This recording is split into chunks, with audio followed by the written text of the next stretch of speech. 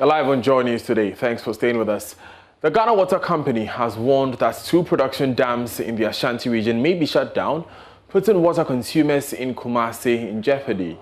Consumers complain they are now overburdened by unreliability and high water costs. To save the situation, the current wave of encroachment on dams buffers must come to an end.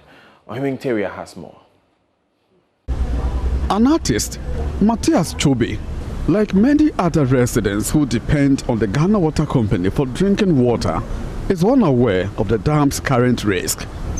Yet, he acknowledges the consequences if the dams are shut down. If the dam should be closed down, I don't know how we are going to survive, because even with the irregularities, it's not easy.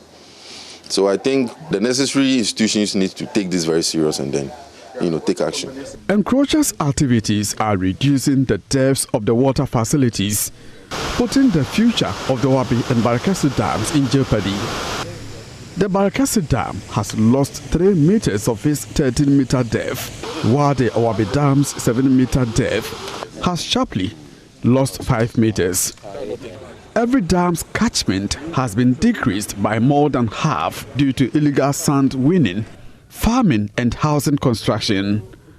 Alfred Galanku and John Kopo are station managers for Owabi Dam and Barakasi Dams respectively. If all the trees fell down, the evaporation will take place and the whole water will dry up, and we cannot get water to treat or to supply the people. The source of obstruction, we have down, middle and upper obstruction to the treatment site. But due to siltation, the down and the middle have been silted. So we are now using the upper. In future, if the upper to silt, there will be no water flow to the treatment site. The main activities happening in our catchment that are affecting our operations are illegal farming activities, mainly cocoa farms, sand winning, and felling of trees. And these activities together bring us a lot of challenges in the siltation and then in the pollution of our water.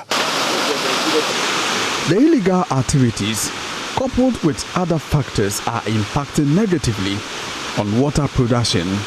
Because of high levels of siltation and turbidity in the dams, the Ghana Water Company's treatment cost and time have increased. When we talk about the farming, they use fertilizers and weedicides, and all this increase the chemical composition of our water.